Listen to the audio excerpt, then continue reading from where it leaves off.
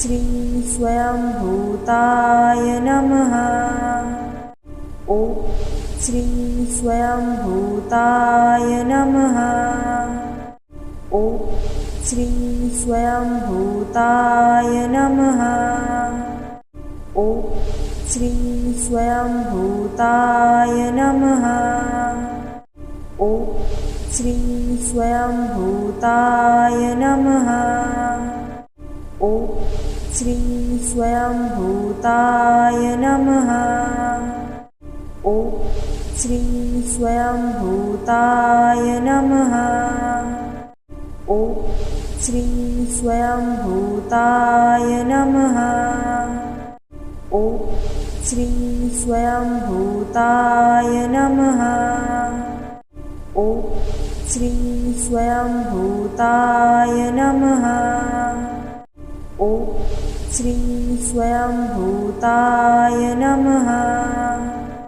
ओम श्री स्वयंभूताय नमः। ओम श्री स्वयंभूताय नमः। ओम श्री स्वयंभूताय नमः। ओम श्री स्वयंभूताय नमः। ओम श्री स्वयंभूताय नमः। ओम श्री स्वयंभूताय नमः।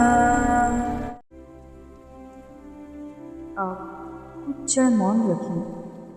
जो भी बोझ था उसे शिव पर छोड़ दें। यदि आपने यह मंत्र पूरे 108 बार जपा है तो ओम नमः शिवाय मन में एक बार कहें।